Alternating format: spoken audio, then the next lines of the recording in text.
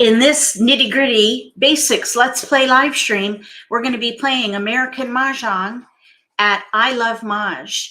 I Love Mahj is a relatively new platform, and they have the ability to play with friends, robots, with intelligence, and they also have an exercise room that is really good for beginners. And that's why I like to use this platform in these nitty-gritty basic Let's Play live streams.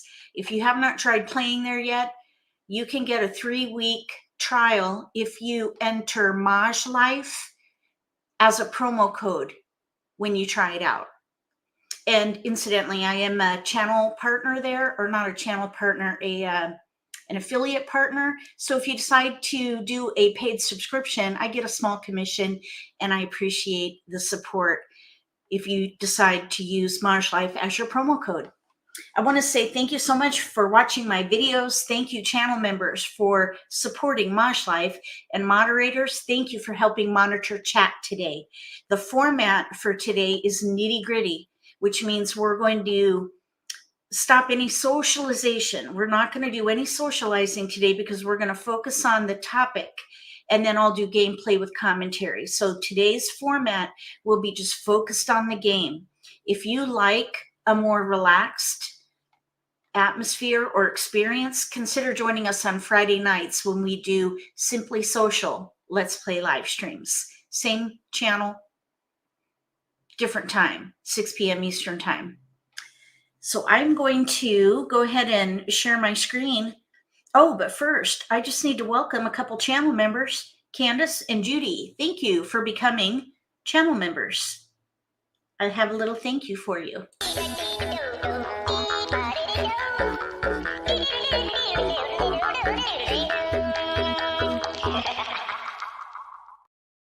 So now we're done with the preliminaries. Let's get to the presentation. We're going to talk about overwhelm minimizers.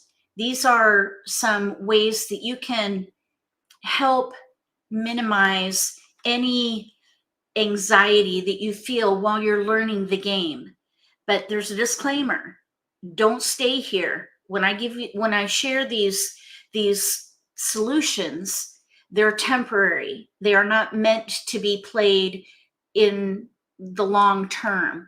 You want to use these ideas just to help minimize that feeling of overwhelm. And then we're going to talk about how to graduate, or how to take a progressive approach, starting with these two solutions that I'm going to share. So let me share my screen. Let's see here. I got to get it prepped real quick.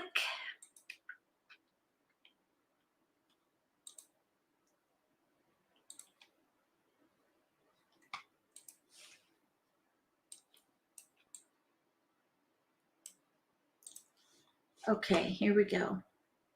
We're going to, there it is. You see this lovely lady here? Do you ever feel this way? Do you make these social, well, I guess they're called tells? Do you find that you maybe have some of these facial expressions at the table? Hopefully not. But if this is how you feel on the inside, we're going to hopefully help with that today. So I want to start with this quote. Everything is hard before it's easy. I love it. Everything is hard before it's easy. And that kind of reminds me, I've heard once, I think it was when I was living in Colorado, somebody said, you can read a book on how to ski, but getting on the slopes and actually skiing is really hard. You can read all you want about skiing, but actually doing the deed, that is where the hard work comes in. And that applies to anything really, and especially to Mahjong. You can read about it and learn about it by watching, but when you actually put it into action while you're playing at the table, that's where the hard work begins. So read, watch, learn, and then apply. So you got to take that step to apply what you learn so that it becomes part of your playing style. That's the process, but it's going to be hard until it gets easy. So what we want to talk about just is this feeling of overwhelm. First of all, it's normal. It's totally normal. This is a complex game. It is a complex game that takes time to learn. It actually is relatively easy to learn. I think American Mah Jongg is one of the most challenging versions to learn. But once you learn it and you learn how to leverage your skills and apply new strategies, it's really the easiest, one of the easiest, I should say, one of the easiest versions to play. So just know that feeling overwhelmed is normal. It's part of the process. And that's what I just shared. This game requires critical thinking. So it's not, you know, some card games are easy. I think about games like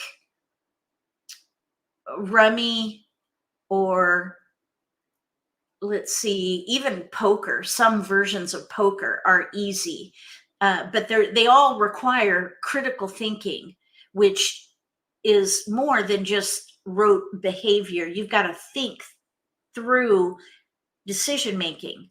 So that applies to Mahjong. Mahjong is a tile game, not a card game, but it's similar. You still have to use a lot of critical thinking skills. You also need situational awareness skills, because there are things that are going to be happening at the table that can help you make decisions as you develop your hand. And there's social intelligence. This is where you pick up on cues from your opponents that can give you an idea of how close they are to a winning hand. So we're going to briefly talk about some of these things. Oh yeah, spades and hearts. Yeah, those are pretty easy to learn. I've never played whist, but I assume it's similar. It's a trick-taking game, I guess.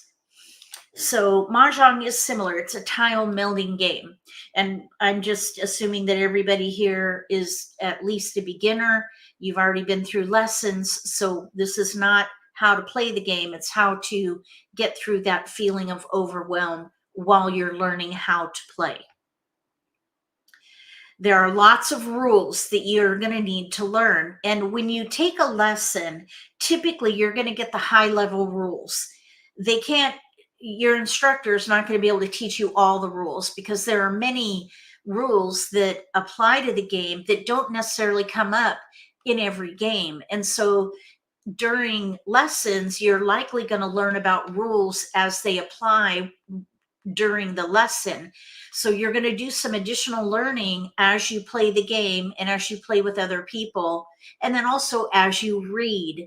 I have lots of wiki articles at MAHJLIFE where you can learn about the rules of the game. So make sure that you're looking at the wiki at MAHJLIFE. It's a free, on-demand, searchable database of articles all about Mahjong.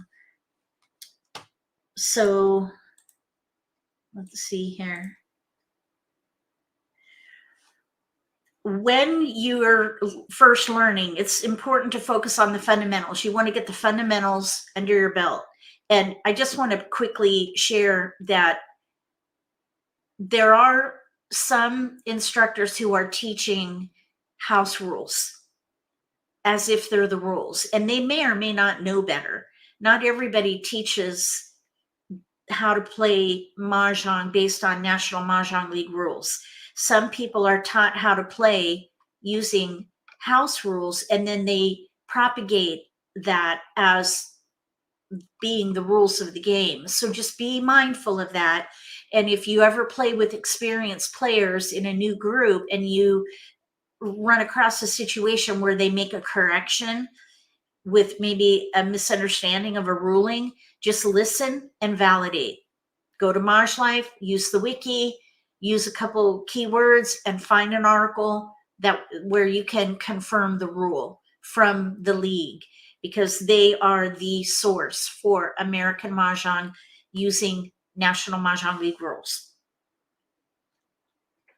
That's why I mentioned go to the wiki, learn more as you go, learn the fundamentals with your instructor, and then apply what you learn. If you hear something strange or maybe there's a conflict of opinion, go to the wiki and look it up, and then you'll find the source for the ruling.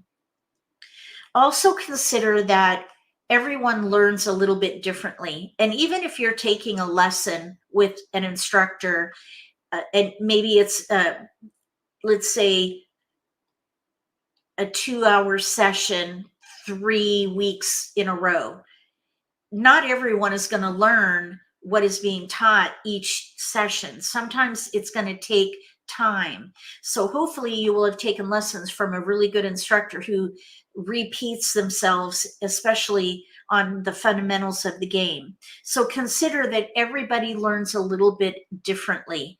And maybe for your learning style, you didn't quite catch on with whatever instructor you worked with.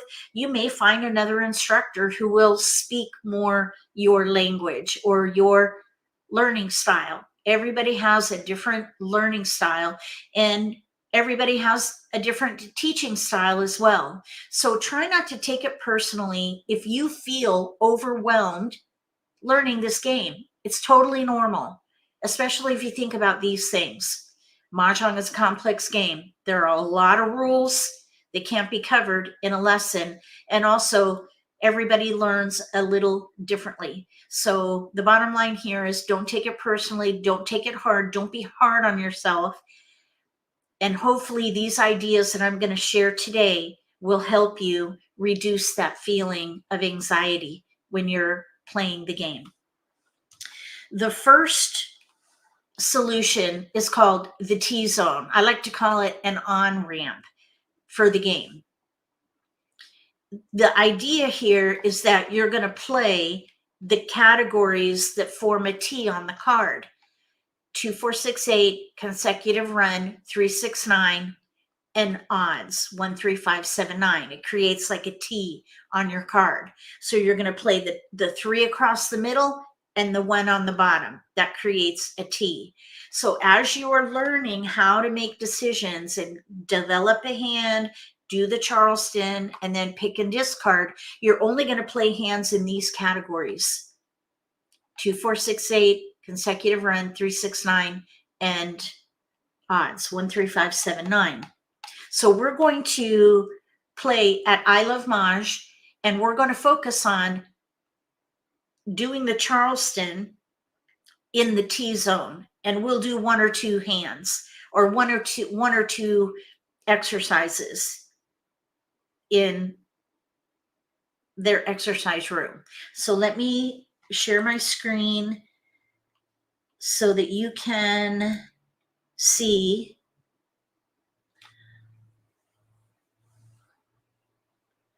Okay, so I'm going to share my screen. Here it is. Okay, we're going to stay up on top here. So here's I Love Mahj.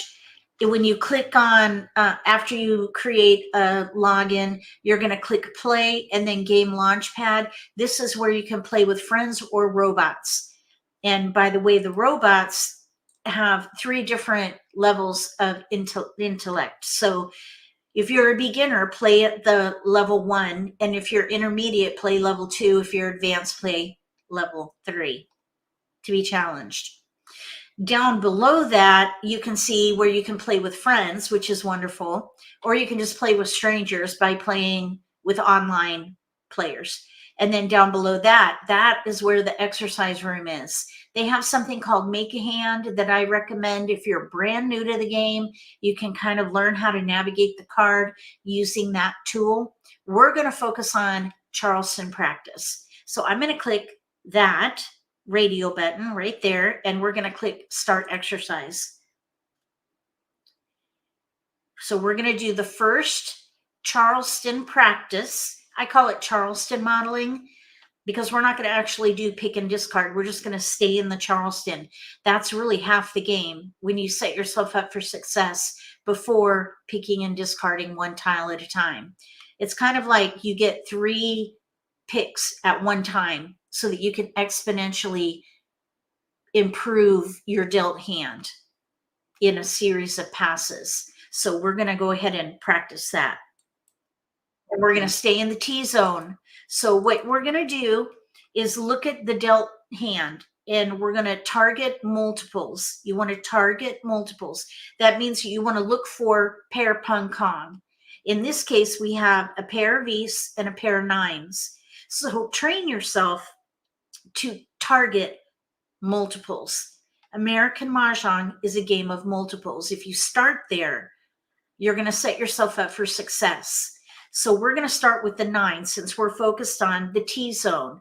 The Winds and Dragons category is outside the T zone. So we're not even going to look at those hands at all. We're just going to focus on the 9-dot pair, which is an odd number. So that means that we're going to play a hand in that bottom category in the 3rd panel.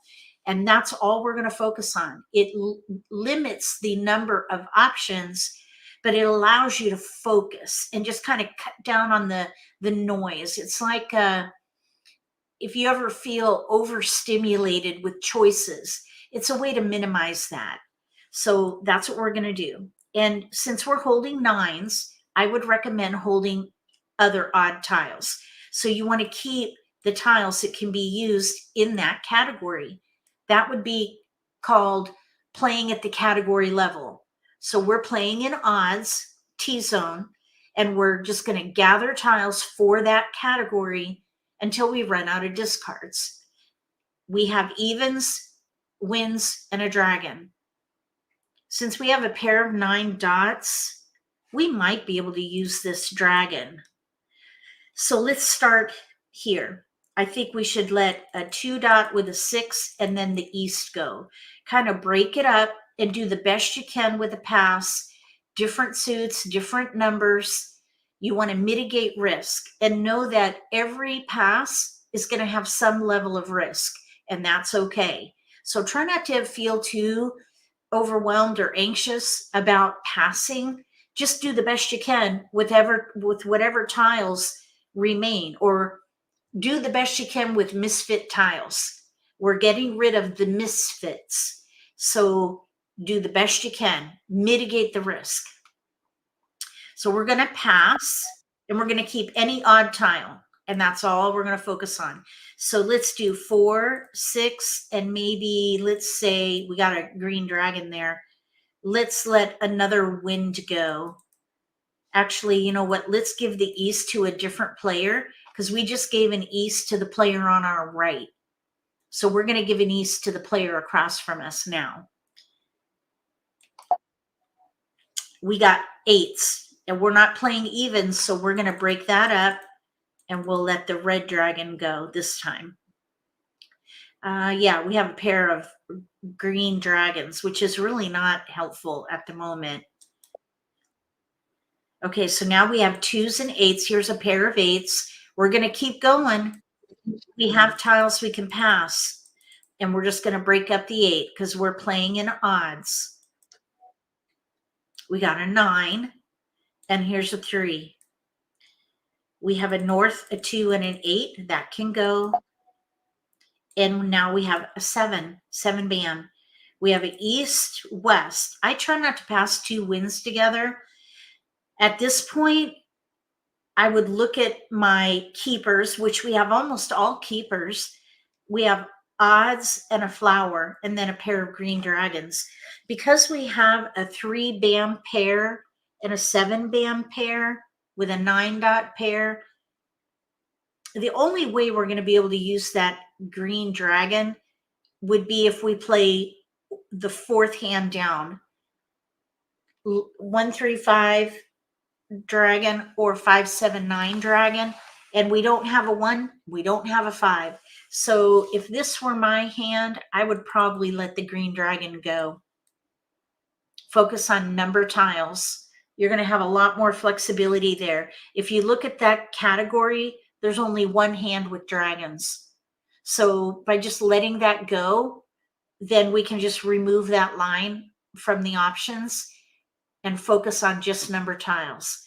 So I think the other tile I would probably let go of is the 5 dot. We have 5799 flower. If you look, there is a hand that we could play here. We need more flowers, but the 6th hand down has every tile in our hand. 5, 7 in BAMs paired up, and then pungs of 9s in the other 2 suits. So we could maybe play that hand. We have an extra pair of 3 BAMs we don't need. So let's see what happens here. We have another odd tile, and then we have a green dragon pair again. East came back, and there's a 4 dot. So we have 3 tiles to pass. And I wouldn't be distracted by this green dragon. We're going to play probably 5799. No keepers. So in this Charleston, we ended up with a hand with no gaps, a pair that we don't need, which could maybe come in handy, and we'll talk about that later. And then we have 4 discards. So I would say that we would probably be an underdog on this game. We probably have to draw really well, but we're set up nicely for that 6th hand down. That's probably the hand I would focus on. Okay, any questions? If anybody has any questions about the T-zone, let me know in chat. We played 1 hand in odds. Let's see maybe if we could play, let's say, a consecutive run hand with new tiles. So we're going to click new tiles, next new tiles, and we'll do 1 more. So this time we have a pair of flowers that we may be able to use, and we have a pair of 5s. Train yourself to target multiples. This is where I would start. I wouldn't even look at any other of the other tiles until I pull aside my multiple that I know I'm going to start with. Then I would look at the remaining tiles and figure out what category will use most of the tiles that can support the 5 dot. And I would say 2, 3, 4, 5 of some kind. 2, 3, 4, 5. We might be able to do another odd hand, little odds, 1, 3, 5. And we do have 3 tiles to pass. So keep the tiles that can be used to support the multiple and choose the category that will use most of your tiles. That should reveal misfit tiles. If you can come up with 3, stop the analysis. That's another way to minimize anxiety, is just stop overanalyzing. Find 3 tiles to pass and just stop. Wait until you get those next 3 tiles and then analyze. Find 3 tiles to pass and stop. So just breathe every time you stop that analysis, and that can maybe help you relax a little bit with the Charleston. So let's see. Now I do see here we have a 6. We could maybe do 2, 3, 4, 5 or 3, 4, 5, 6. So instead of passing the 6, because you see here's 3, 4, 5, 6, let's pass the 1 crack. Or actually, maybe keep the 1 crack and pass the 1 dot. We do have 1 crack, 3 bam, 5 dot. That's in the odd category, 3rd hand down. So we might be able to play that hand. I kind of would like to play something consecutive though. So let's see how this goes. We've got the 4 and the 6. Look at that. Just kind of came in. We did get a 1 dot. Since we have a pair now, 4, 5, 6, I would let the 1s go. We have 2, 3, 4, 5, 6. Really, these BAMs could maybe go there so you can kind of see that they're isolated. 2, 3 up to 6, that's not going to work. And we have pairs of 4 and 5. So these probably are discards. 4, 5, 6, Mixu Kong's 5th hand down on the right. We could play that. There are no gaps, and we even have a pair of flowers. So let's see how this goes. We're going to pass defensively here. 1, 8, 3. That looks pretty good to me. Okay, so we don't have any keepers here. We do have a 7. We could maybe do 5, 6, 7, but we have a pair of 4s. Here we have tiles we can pass, so we really don't have to pick the numbers yet. We can wait, but 4, 5, 6 Mitsu Kongs looks pretty good. All right, so now there's another 7, and here's an 8. At this point, we have a lot of 5, 6, 7, 8, and we have 2 discards. Some people might think, okay, I'm going to stop the Charleston here because we're in between the numbers for maybe that mixed suit odd hand, 5th hand down on the right. It's better to continue the Charleston and whittle out options, because we would be turning down up to 12 tiles. If we stop the Charleston, there's right across left, that's 9 tiles. And then we have the optional across. Sometimes when people stop the Charleston, the player opposite will decline an optional across with that player, because it's a red flag to stop the Charleston. So it's best to keep going and try to get as many tiles during the Charleston as you can to optimize hand development. Your goal is to start with a hand in much better shape than when you first got it in the initial deal. So I would pick something out of here and let it go. We have 4 crack 5.6 bam, pair, pair, pair. That is probably the strongest option. So I would let the other tiles go, even though they might look good. 4, 5, 6 pairs, that's the strongest potential right there. So I would probably continue past 2, 3, and then let's say one of the 7s. Let's see here. We have 4, 5, 6. Probably the 8 would be a good one to pass, or the 7. Let's say the 7 crack, because if we get all keepers, we could then pass the 7 bam and the 8, and it's not too painful. If we were to, let's say, pass the 8 crack, then we would be left with 2 7s, which is almost as risky as passing a pair. So try to think a pass ahead if you can. I think we should pass the 7 crack. So if we get all keepers, we have at least 2 good tiles to pass without helping our opponent, or at least mitigating the risk. It's kind of like the 2 bam 3 crack. We have a 7 bam 8 crack. Same numbers, just on the other side, either side of the range. So it's a little bit risky, but like I said earlier, every pass has risk, and that's got to be okay. Okay, now here we don't have any keepers per se. We do have a 7 8 though. Here's even a 5 6, 5 6 7 8, 5 6 and dots, 7 8 and bams. This would maybe fit that second hand down on the right. However, we'd have to throw away a pair of flowers. I'd rather not do that. I'd rather use it. I'd rather use that pair. So I would probably let these go, even though they look good and they fit.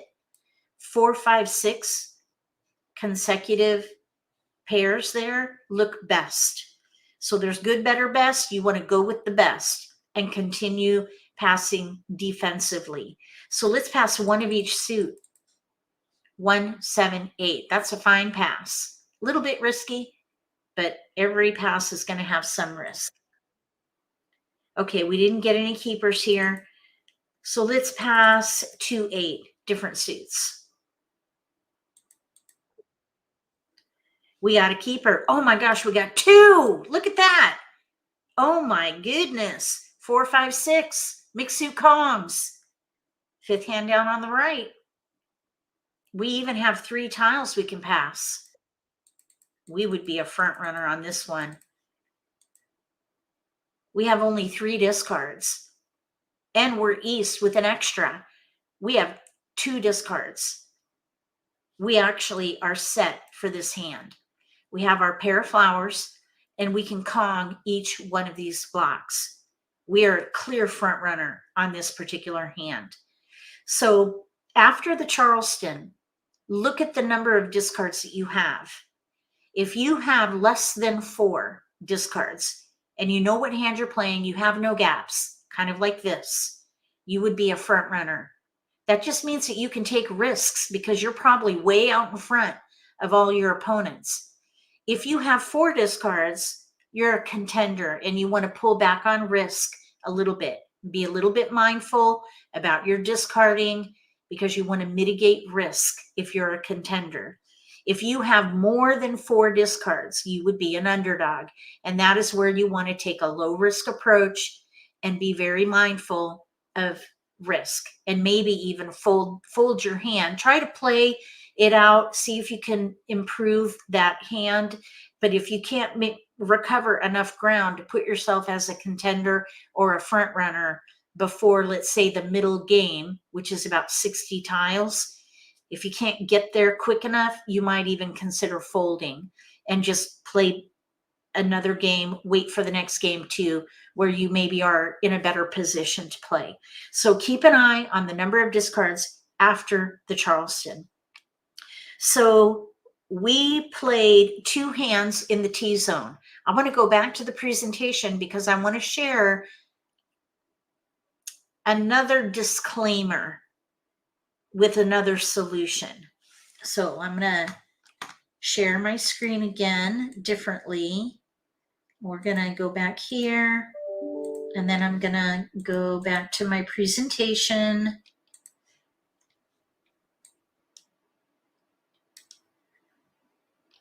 All right, so here we are back at the presentation, and we're going to talk about what to do after you've found a comfort level with the T-zone. You're going to progress by adding the categories on the left panel. So let's say that you've been playing a month in the T-zone and you're feeling really confident about those hands. Add the panel on the left. Play until you're comfortable, and then add quints. And finally, when you're comfortable with those 2 panels with 369, then finally add the right panel, and you'll be playing the entire card. You don't want to get stuck in the T-zone. You want to take a progressive approach to playing the whole card.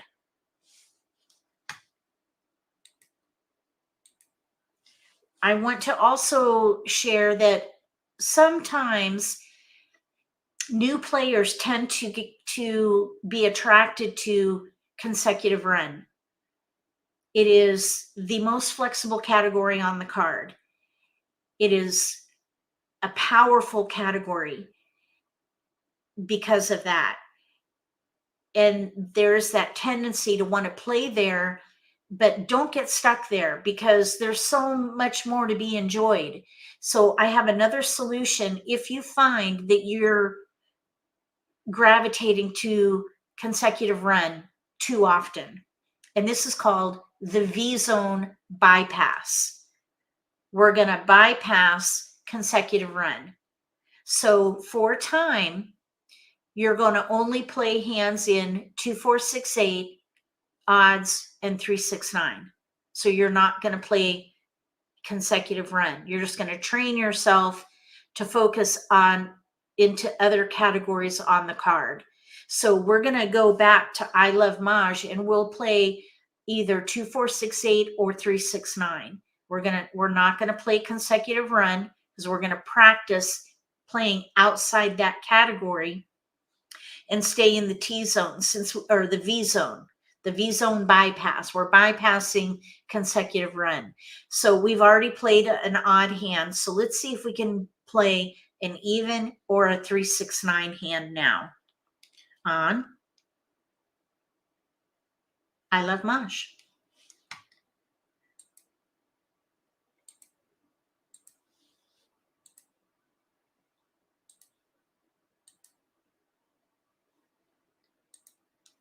All right, we're going to do new tiles.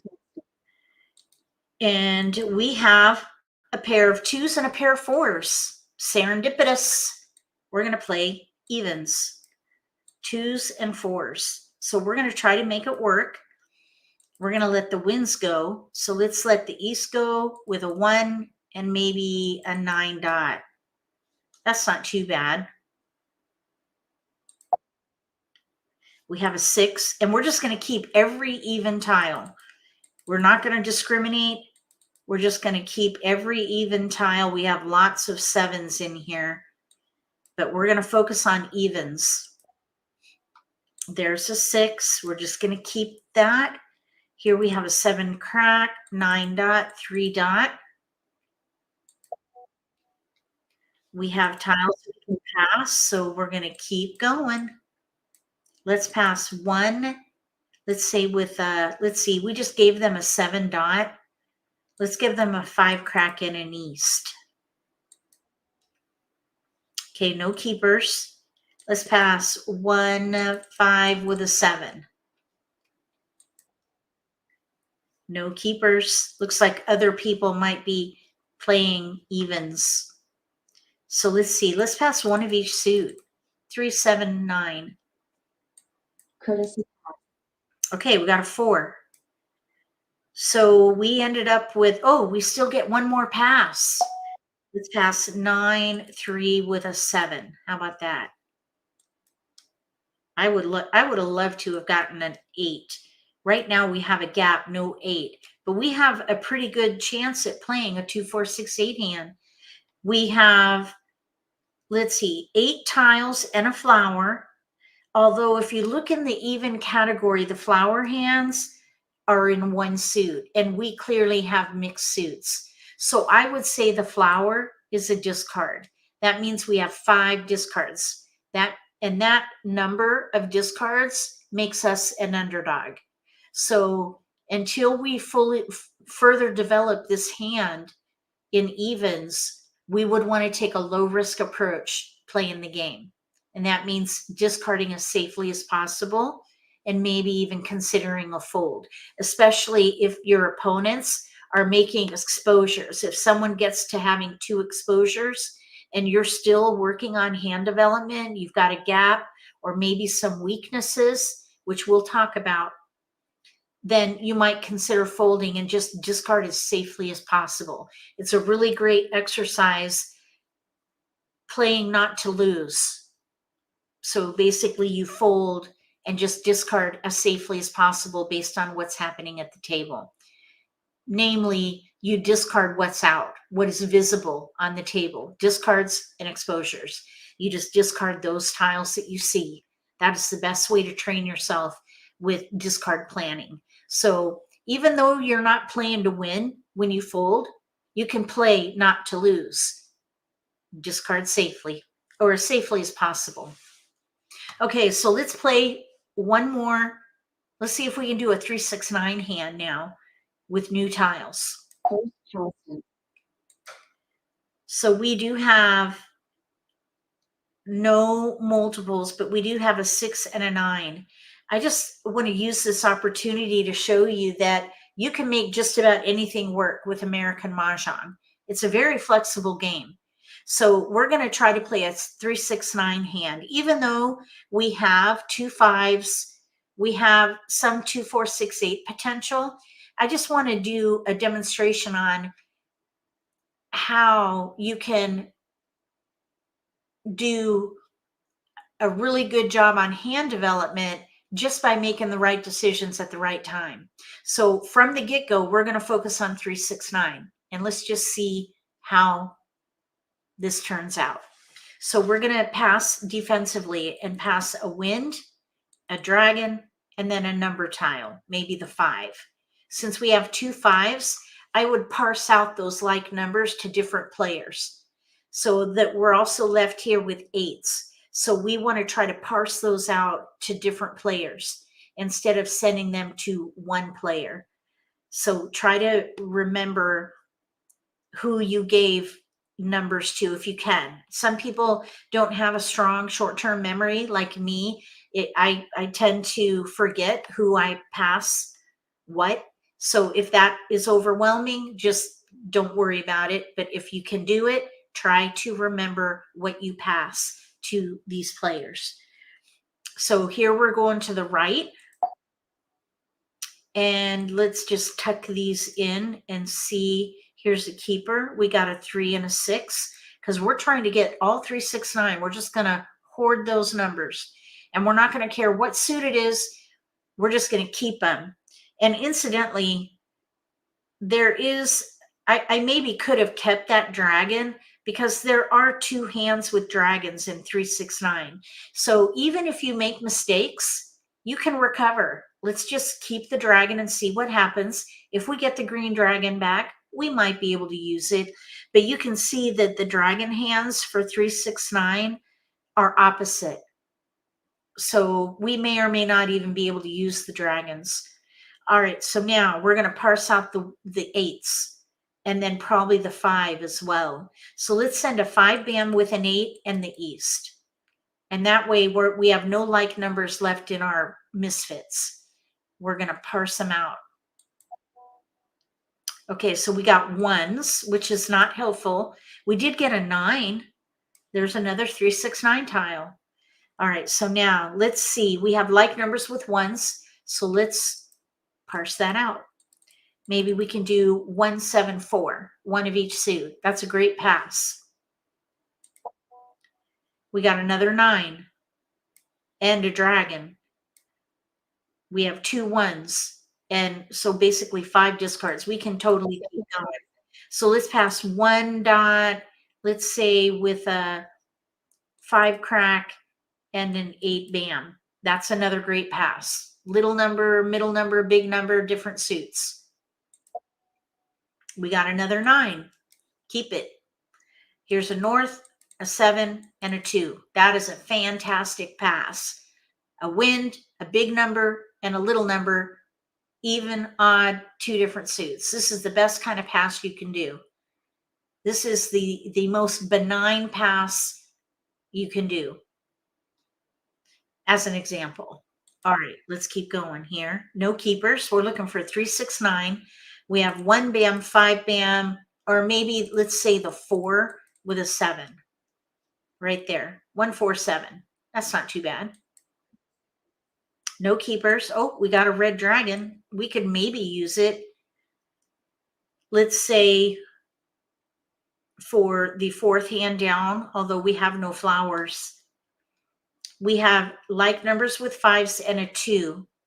We have 6 crack, 9 crack, 9 dot, 3, 6, 9 in bams, a white dragon, and then the 2 reds. If we can get a flower, we can maybe try that 4th hand down.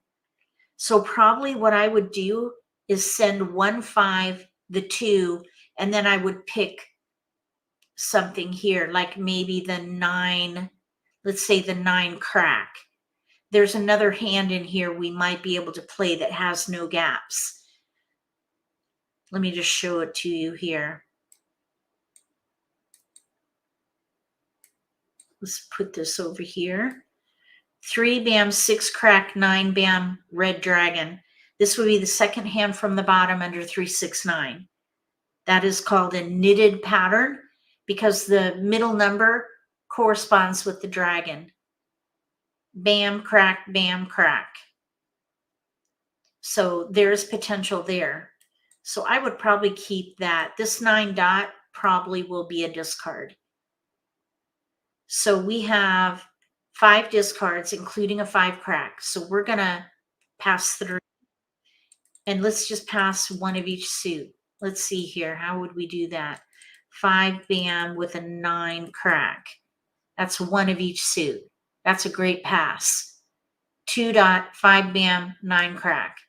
Great pass. For us, we've mitigated risk. They may use one of these tiles. If they're playing odds, they might be happy with it with a 5, 9, but at least it's in 2 different suits. Okay, so here we have a 9 bam. We did get a pair of 5 cracks, but we can hold that. for something called joker bait. Joker bait is when you hold a pair that you don't need, and then in the middle of the game, when there's maybe 60 tiles left for picking, you discard one and an opponent takes it, makes an exposure with a joker, and then on your next turn, you do the switch and you get a joker. That's called joker bait. That term was coined by Tom Sloper of Sloperama, and it's a hit or miss tactic. So don't bank on it, but it sure feels good if it works. Trust me. So we ended up with 2 discards, joker bait, and options.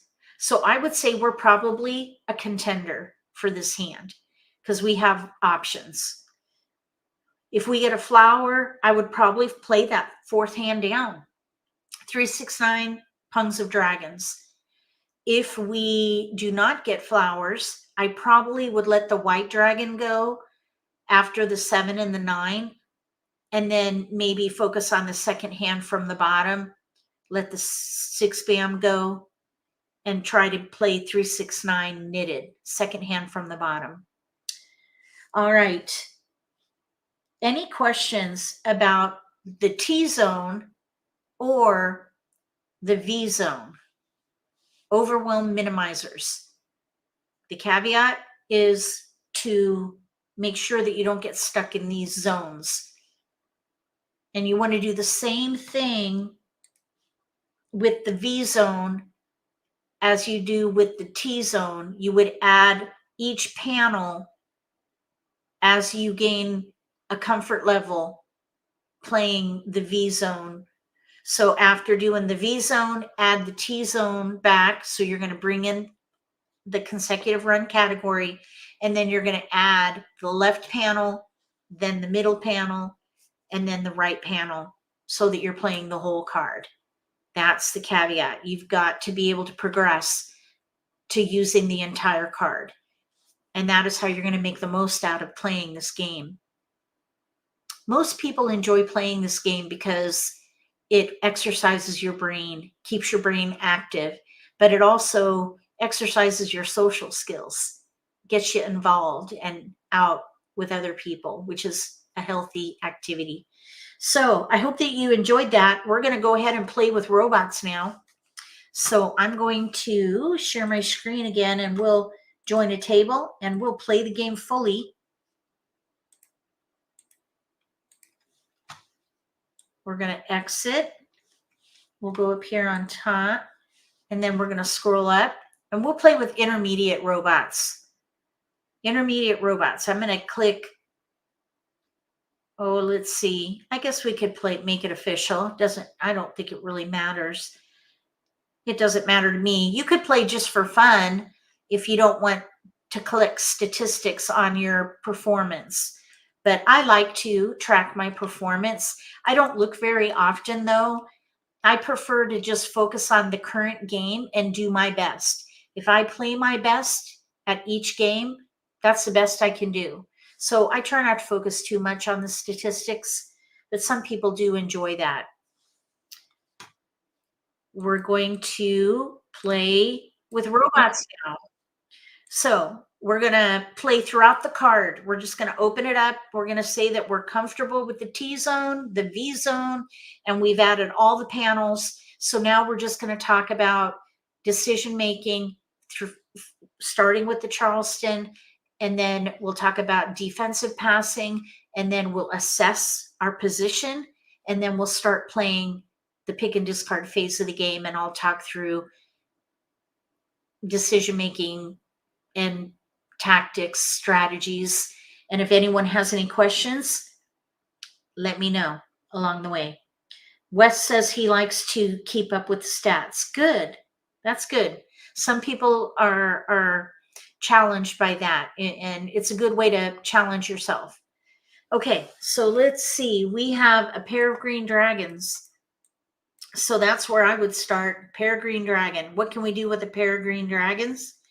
We have 3, 4, 6 in bams, 3, 5, 9 in cracks, 1, 2, 6, 7, 9 in dots. Let's see. You know what we could do? We could play 5, 7, 9 dragon.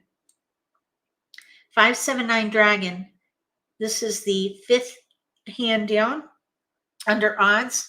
We could also maybe play 3, 4, 5, 6 dragon. We don't have any flowers, and this would apply to the 3rd hand down under consecutive run, or maybe the concealed hand there. Let's see, what else could we do? We might be able to do, let's see, 1, 3, 5 dragon, same hand, only on the little side, little or big. And that leaves us with 3 tiles to pass. So once you find your 3 tiles you can pass, stop the analysis. Let's see what happens. Okay, now here we have our first multiple with a number tile. So I would completely reassess, sort, and target the multiples. So we have a green dragon. We're basically starting over.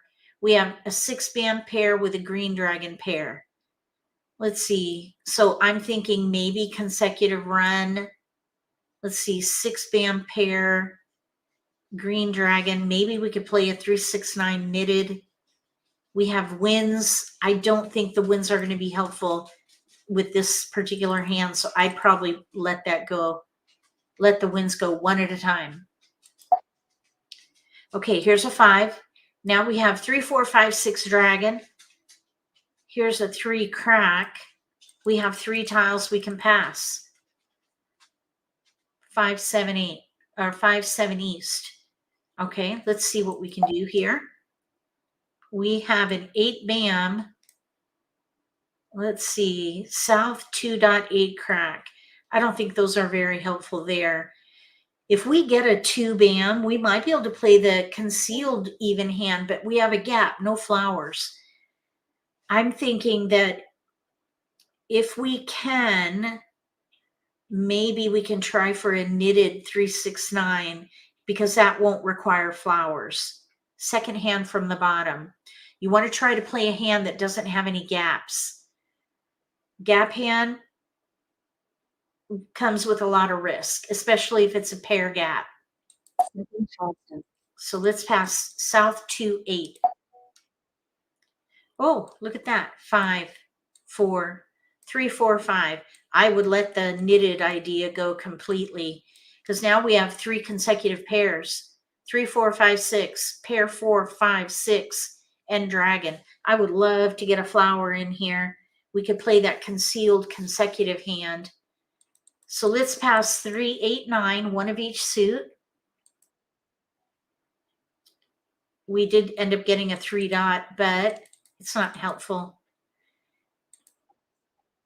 We do, oh, here's a 5 crack pair we don't need. And I would not pass all one suit like this, 2, 5, 9. I would not do that. I think what I would do is pass 2, 2, 9. Nobody's going to be able to use a 2 with a 9. And we'll just keep the 5 crack for now. I don't know why it just glitched like that. Okay, so we have 2 pair that we don't need, misfits. We have a pair we don't need. That could be joker bait. And then we have 3, 4, 5, 6, second hand down in 1 suit, no gaps. So really, if we played that, we would have 2 pair of joker bait. If we get a flower, though, we could play the concealed hand. That's a big if. That would be a pair gap. So let's just see what happens. I'd say we're probably a contender on this one, because we might be able to get jokers from these 2. Or if we get a flower, we'll no longer be playing a gap hand. So let's see what happens. So we're just going to ignore that. We're going to probably approach this as if we're playing concealed, unless a 4 bam or a 4, 5, 6 go down, or really even the 3, because we could call that using the joker. So let's just see. I think I would let the 3 bam go. We definitely do not. Okay, Karen, thanks for being here. Thanks for the reminder on the thumbs up. I appreciate that. Okay, we do not need a 2 dot. So there's a pure Kong in front of us. That shows that they're expediting hand development by claiming a discard to make an exposure. All right, so now we have a pung of fours. Since we have a pung of fours, I would not consider playing the concealed hand because of the other tiles we have with that green dragon. We would need a pair of fours. So probably the green dragon is going to go, but we'll leave it there for a little bit because if we get a flower, we can maybe play the third hand down, 4-5, and let the 6 bam go. So let's just hold on to the dragon for a little bit. Let's let the 6 dot go. Okay, now here we have to make a choice. We have a hand, second one down, no gaps, and we have a joker and 2 joker bait. I would commit. We can Kong that, and we have plenty of fodder to complete the hand. So I would call it. Hand with no gaps. So we're going to call and call. Now we're going to let I think the dragon would be probably least likely to be a wanted tile compared to the 5. The 5 crack will more likely be it used by our opponents because there are fewer hands with dragons. So let's let the dragon go. And nobody wanted it. So now we can pung the 3, pung the 5. We need a little help. We need one more joker or keeper before we're going to be set for this hand. So we're 1 tile short from being set to call on every block.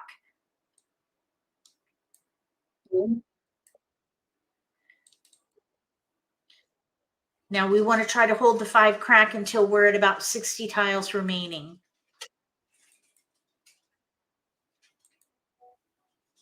We can let that go. Now here we could Kong, and I would.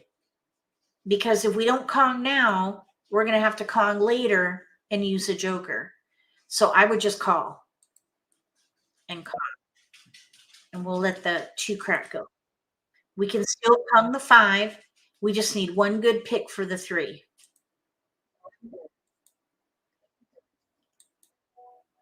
We don't need a 1. We're at 76 tiles remaining.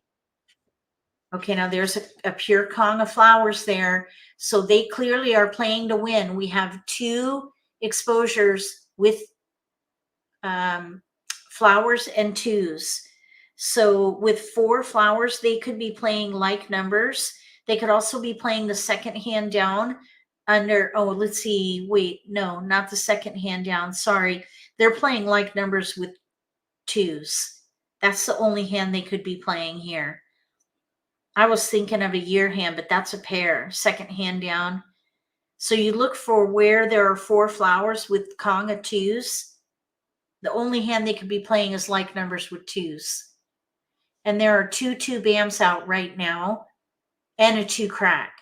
So we know they're going to need at least 1 joker. So let's just keep an eye on the progression of that hand.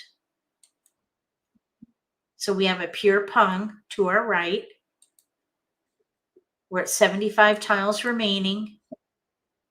We're good there. We don't want to hold. This player to our right has a pung of 7 dots. They might want this 9 dot for like a big odd hand, let's say. Nope.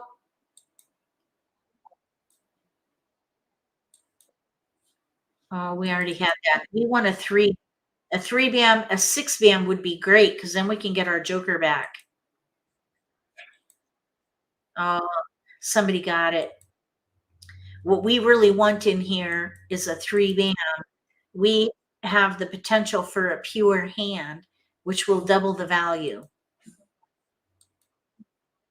There's a joker up for grabs. Oh, we don't want to hold this white dragon. Oh, that's our tile. 2 bam. We're going to let that go now.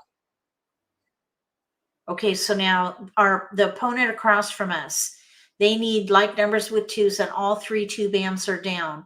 That means that they're going to need to use the 2 crack as a pair and they're going to need 3 jokers for the 2 bam. So I would say they are likely not going to win. That's my prediction right there. That's unfortunate for them, but they're a robot. They have no feelings. So don't feel bad for them. Now, if that were a person, I might have a little empathy there. We need a 3 bam. We got a joker. I'll take it. Let's let the 5 crack go. We're at 50 tiles remaining. I probably should have let the 5 crack go, a pick a go, but that's okay. Around 60 tiles is where you want to let joker bait go, at least before the end of the 3rd wall, for sure, especially if it's a tile that hasn't been discarded yet, like this. Oh, somebody won. Okay, so now we got one away from set. No, we're set. We got one away from ready, but somebody won. 13579. They did need that 9 dot. Look across from us here. They have a 2 bam with a joker. They had the 2 crack paired up, but they were going to need 3 more. Let's see, 2 more jokers. And then to the left, whoa, they're ready to win on a 6 crack. All right, let's play another game. All right, we have a 1 crack pair. We also have a lot of 369 in here, but look, we have 1 crack pair, 2, 3, 4. 1, 2, 3, 4. I would just let the 369 go. We have a pair. So what would be interesting here is if you were doing Charleston modeling, the exercise room, you can do it 2 times with the same tiles. You can do as many times as you want, actually. And that's what I would do here. I'd recommend doing it multiple times to see which hand would develop better, because we could do 1, 2, 3, 4, or we could play 3, 4, 5, 6, or I'm sorry, 3, 6, 9. We're kind of in between. So because we have a pair of 1s, that's where I would focus. I would leverage the multiple. We might even be able to use the 3 and even the 2. 1, 2, 3, 4. So let's see. I would not pass like numbers with 6s though. So I would let something in here go. Probably the 2, so I'm not passing all 3, 6, 9. Here's a 3. Okay, so now we have 1, 2, 3, 3. 1, 2, 3, 4. We can't keep it all. We have to be able to pass. I try not to pass like the white dragon. This right here is a pretty risky pass though. Okay. Let's see here. I think we need to just risk it, because even if we pass the white dragon, it's going to be risky. Okay, now we got 1s. Okay, let's see. We'll keep the 1s. We've got a pair of 1s. Maybe we could switch to like numbers with 1s.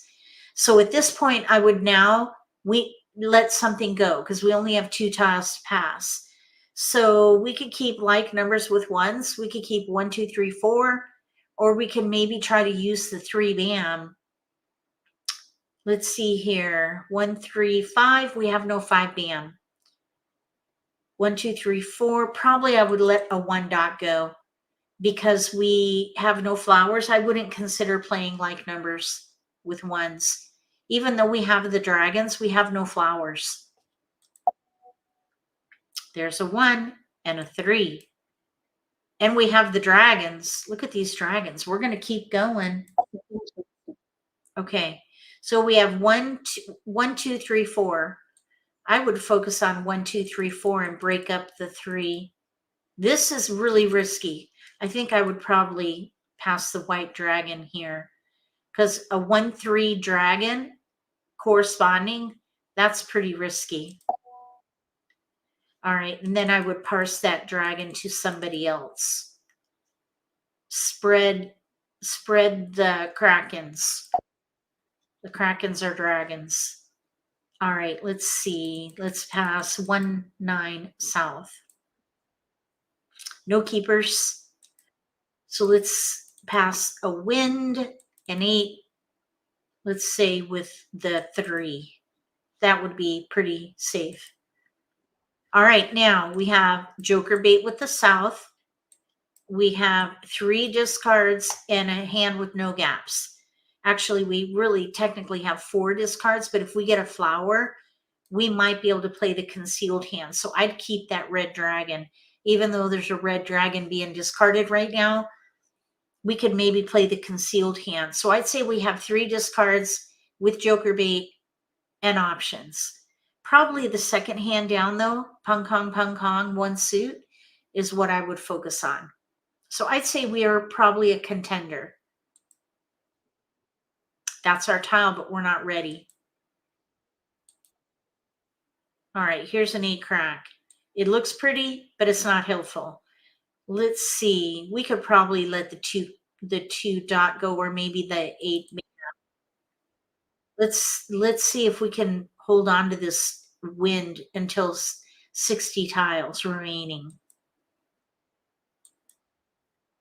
Okay, there's now this is a red flag, by the way. This robot has a Kong with 2 jokers, so they're risking losing 2 jokers. My guess is that they have probably a fairly well-developed hand, but we're playing with the intermediate robots, so maybe they don't know what they're doing. That's pretty risky. They would, if I were to make an exposure like that, I would have to be pretty far along in hand development, or I would not risk that kind of a discard. We picked up another multiple, so I would hold that, especially because it's in the range of our run. We have 1, 2, 3, 4, and it's right there in the range. 1, 2, 3. We could maybe switch to 1, 2, 1, 2 if we get a 1 dot, for example. So let's just keep that for a bit and see what happens. This 8 crack, I think, can go. All right, now here's an interesting discard, the north. We have a pair souths that may be joker bait for us. If nobody wants the north, then we could probably discard the souths freely. Nobody wanted the north, so I would probably discard the souths.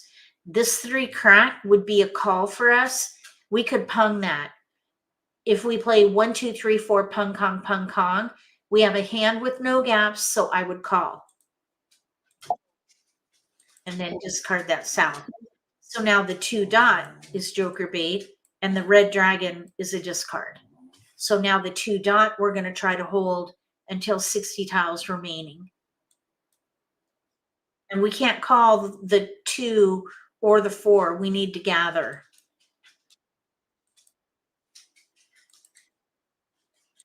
We're going to escalate this red dragon as a discard.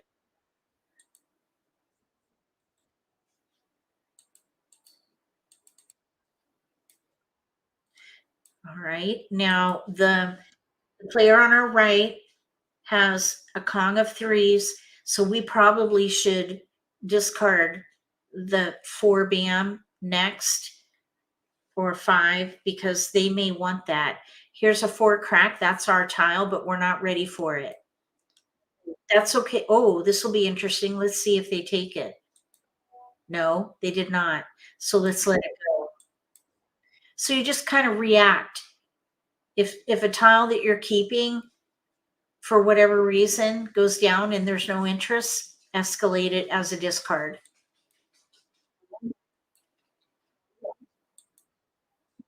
So there's a pung of 1s out there. So that 1, 2, 1, 2 hand really didn't come through for us.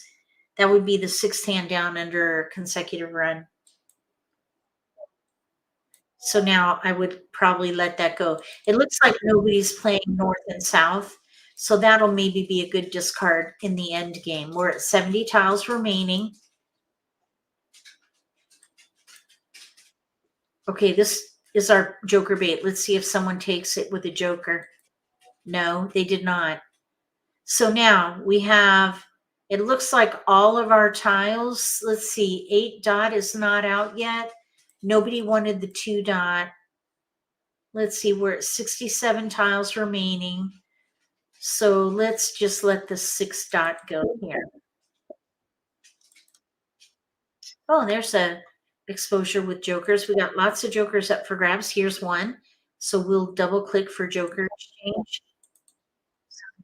Now, oh, we have Mahjong, a 336 addition. 336, third hand down under addition. So they're the ones who had that Kong of threes with 2 jokers. So, and they won. So they probably developed their hand during the Charleston. We had a ways to go with this one. All right, I need to step away for just a minute. Riley wants to go out. I need to send him out on the deck. So if you're new to my channel, this is Riley. That's my little poodle, Riley. So I'm just going to let him out really quick. I'll be right back.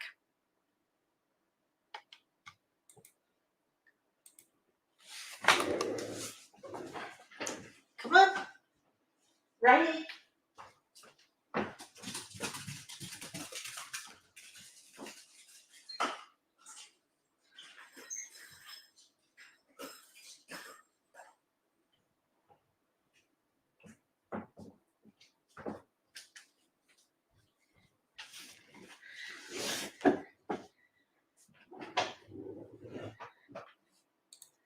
I'm back.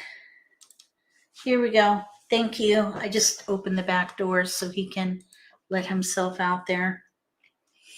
Okay, let's play again. Okay, so we have flower, south, red dragon pair, 2 bam, 1 crack pair, 7, 8, 8 crack pair. So 1 crack, 8 crack pair, and 7, 9. So this is where you want to look at what multiples can you make the most use out of. So let's say the 8 crack with the red dragon. So maybe 7, 8 dragon. I would probably keep the big numbers and break up the 1. So you would play a category and pick a hand that will use most of your multiples. So 8 with a red would be the answer there. We could also maybe do 7, 8, 9 and let the dragons go if it doesn't come in. So I would break up the 1. So if you ever have multiples that don't go together, play a category that uses most of your multiples. The 8 crack and the red would be most of our multiples because it's 2 as opposed to just 1 with no other tiles. Like the 1 crack could be used with the red dragon, but we don't have any other tiles to go with the 1. So that's why that would be broken up. That would become a misfit. Okay, let's pass. All right, so now we did get a 2, by the way, but that's not going to be helpful to us at this point because we broke up the 1. So you just basically start anew. So try not to have regrets, no regrets. You make the best decision you can at the moment, and then you continue forward. No regrets. So let's see, we have 5, 7, 8, 7, 9, 7, 8 dragon, no gaps, 7, 8 dragon, no gaps, third hand down. That's probably what I would focus on. So I probably, let's see here, 5, 7, 9, 5, 7, 9 dragon. We do have 5, 7, 9 dragon, but we'd have to let the red dragon go. I think what I would do probably is let the 7 dot go. Okay, now we have 2, 3, 4, 9. I think these can go. We have 7, 8, 9, 9 though in there. 7, 8, crack, 9, 9. Second hand from the bottom under consecutive run. 7, 8 dragon, third hand down or second hand from the bottom. So let's let the 5 crack go. Okay, now here's a 6. So we have 6, 7, 8 now. And I would definitely keep going. So I would pass 2, 3. Now we have to make a choice. We could do 7-8-9-9 or 6-7-8 dragon. We have, maybe we could even use that joker as a 5 crack or a 9, and a 5 crack was going around. But we could also play 7-8 crack, 9-9. However, we'd have to throw away a pair of dragons. So I'd rather give away a single and leverage the pair. And also, we have a 3-9 and dots. I'd keep the 9 bam, pass the 9 dot. So now we have a 3-9 different suits in our hand for the next pass. There's the 9 crack. We could do 6-7-8-9 dragon concealed under consecutive run. And there was also, let's see, 4-9 and bams. That looks pretty, but it's not helpful. Let's see, 5 crack we may see back. There it is. So we have an option now. We could do 5-6-7-8 or 6-7-8-9 dragon for the concealed hand. And we have 3 tiles we can pass. We have a 7, that would be a keeper. We have 2 clear discards. And I would leave my options open. I'd keep the 5 and the 9. So I would say 2.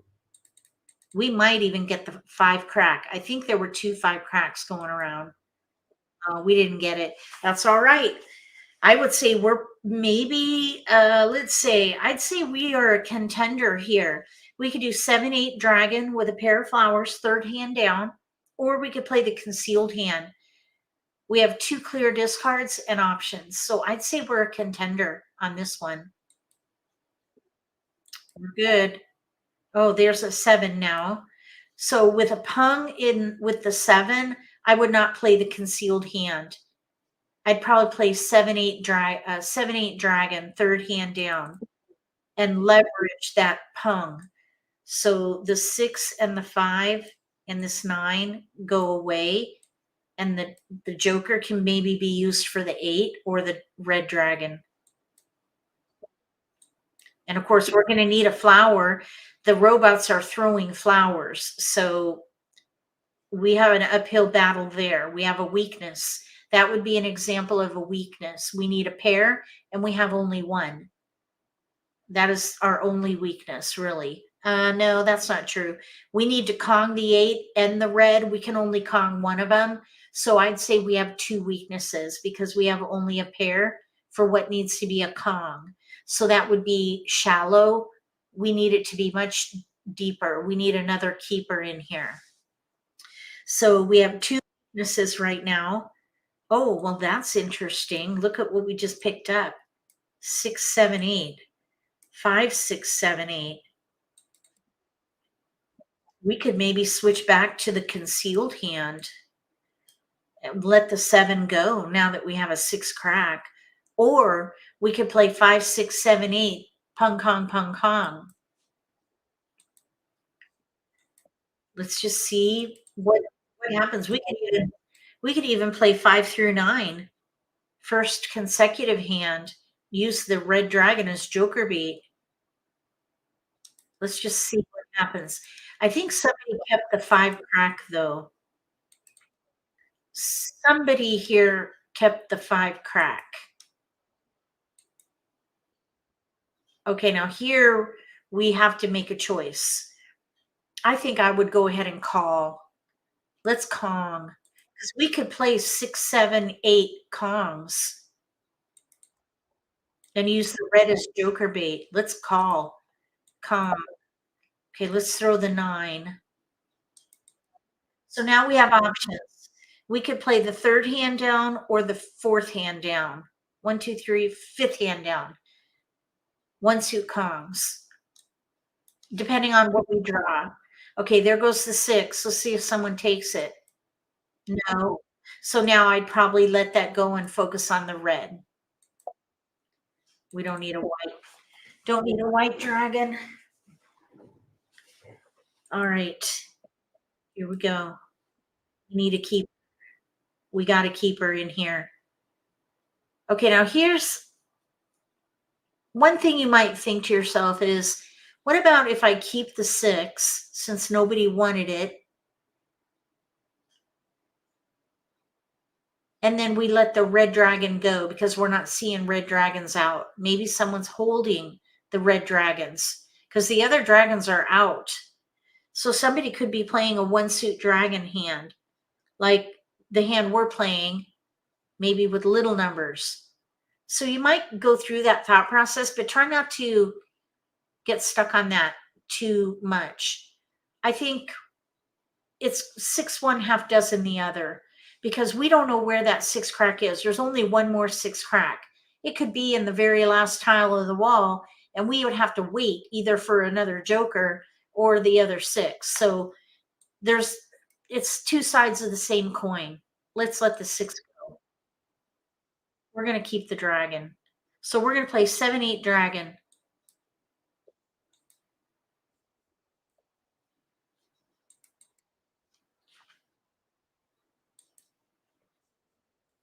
We still need a flower in here.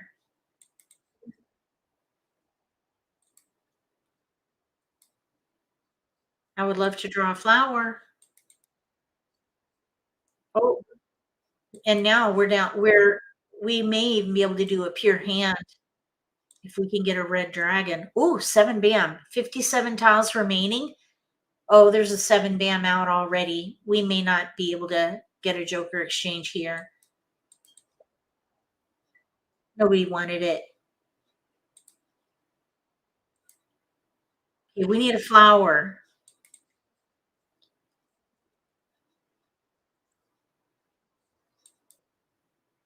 Oh, okay, so we're at 48 tiles. We're going into the end game. Joker. All right, now we're ready to win on a flower. There are 3 flowers out, and I think all the robots were throwing flowers. Maybe they just need a pair and they're hoarding. I don't know.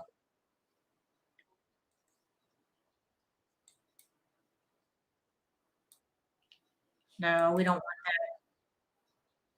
Oh, there's a joker for grabs. We don't need jokers though. We have everything we need. We're waiting except for a flower. We need a flower.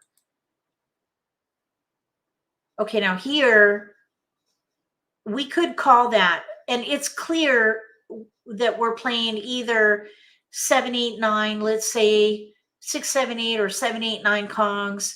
We could call that. We're in the end game, but we would be exposing a joker and we would discard a joker. So if somebody else has a red dragon, they could get a joker in the end game, which is risky.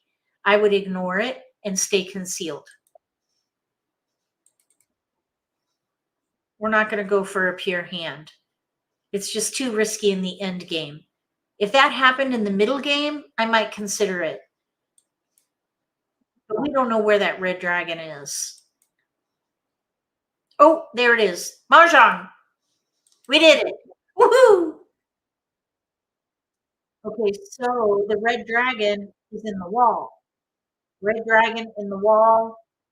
And we have one of our robots here ready to win on the left. 1, 2, 1, 2. Ready to win. 1 crack or 2 crack. 1 crack or 2 crack. Ready to win. All right, so let's play again. Hopefully we'll get to play at least 2 more. Okay, now we have 3 jokers. This is interesting because having jokers sometimes makes the Charleston difficult, or I should say challenging, not difficult, challenging. So we are going to do the best we can. We have 1 3 crack pair. 3 crack pair. So here's a 5, red, 1 3. Oops, I want to keep that.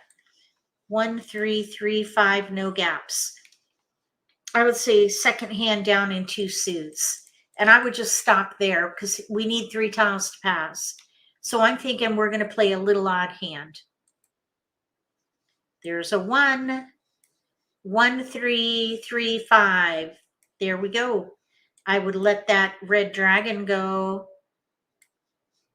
We have no flowers. If we played the 4th hand down, even though we have that nice red dragon there, We have no flowers. That is a gap. So I would let it go. We have 1 3 in cracks with a 3 5 in bams. 1 3 3 5. Let's see, 1 3 5. Yeah, either way, we're going to need to let the 5 crack or the red dragon go. Okay, so here we go. Okay, here's a 1 3. We have a lot. Look at all the 1 3 5 we have. 1 3 1 3 dragon. Let's let the 1 go. Dragon can go. Maybe then with the 5. We have a hand in here with no gaps. 1 3 crack, 3 5 bam. It's a little bit weak with the 3 bam and the 5, but that's okay because we have jokers. Okay, now here's a 3 5. We have 2 clear discards. We have 1 3 crack, 3 5 bam, 3 5 dot. We're going to keep going, and we just have to make a choice. We just have to make a choice one way or the other. So the 3 bam, 5 bam, 3 dot, 5 dot, those did not come around. So I don't think it's going to matter one way or another. It's kind of a 6 1/2 dozen the other. So I'm just going to pick one. Okay, so we have 1 3 crack. Here's 1 3 bam. We really need to be able to pass, though. Part of me was thinking maybe we could hold like numbers with 3s, but we have no flowers. Oh, these we can pass. It's a little bit risky. Well, we got the 5 crack back. We have 2 clear discards. 1 3 crack, 3 5 bam. So maybe we let the 1 bam go. We got 1 3 and dots back. And the red dragon. Look, we have all little odds plus the matching dragon. All right, well, let's just see what happens. We don't need wins.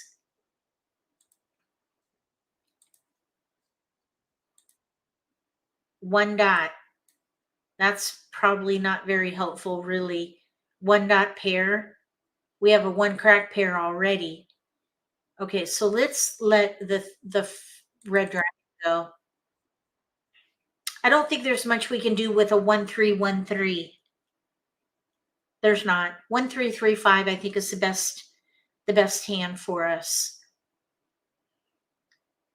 We could do 1 3 dot 3 5 crack and let the 1 crack be joker bait. That probably is going to be the way to do this one right here. 1 3 dot 3 5 crack. Let the 3 and the 5 bam go. Use the 1 crack as joker bait at about 60 tiles remaining. Let's just see what happens. Okay, now that's somewhat interesting. 3 4 5. I think 1 3 5 is better though. No, we're not interested. We're looking at little odds. Nope. We're focused on little odds. Okay, now that would be our joker bait, or we could pung. Either way, we can let it go because even if another 1 goes down, we could change our mind and do 1 3 crack with 3 5 bam. So let's just ignore it. Nobody wanted it. Okay, now here's a flower. All right, let's reassess. Sometimes it's good to just reassess completely. For example, we could play 1 dot pair with a 3 dot pair, and then we could play pungs of 5s. But we'd have to throw away 2 pair. I would not do that. I would not do that. No. I'd play 1 3 crack, 3 5 bam, or 1 3 dot 3 5 crack. So we're going to let the flower go. Okay, now there is where we need to make a decision. We could do 1 3 dot 3 crack 5. and not call that and use 2 jokers. I think that's what I would do. So then we can escalate that now as discards and dig in. We're going to dig our heels into the sand or dig our toes into the sand. Whatever works, we're going to do it. Oh, and that was good. We can do 1 3 1 3 dot 3 5 crack. Okay, we're gonna let that go. We're doing 1 3 dot 3 5 crack. Oh, there's 2 jokers up for grabs. They're playing 2 4 6 8 pung kong pung kong. Third hand down on the right under evens. Okay, we need to, there's a pure Kong ahead of us there. Oh, let's let the 3 go, yes.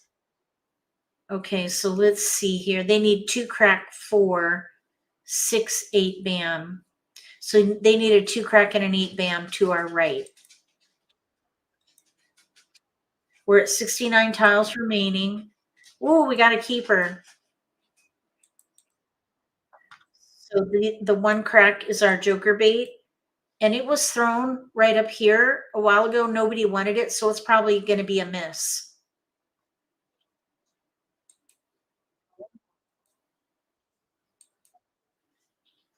That's the keeper.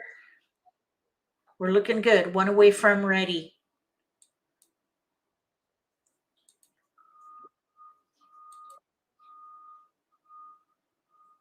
South is down. Seems like there's no north out. Let's let the south go. Somebody still could be playing, maybe this player on the left could be playing wins. Somebody might be playing wins here.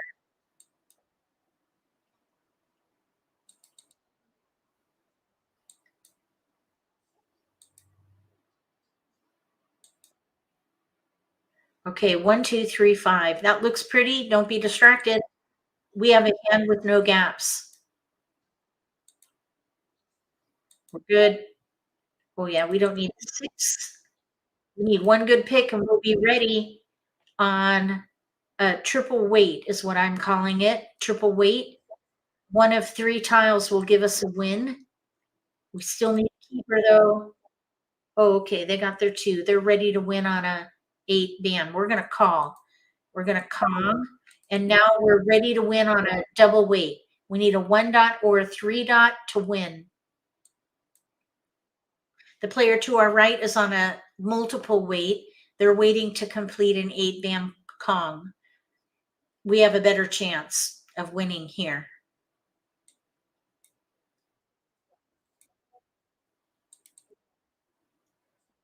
We need a 1 dot or a 3 dot to win.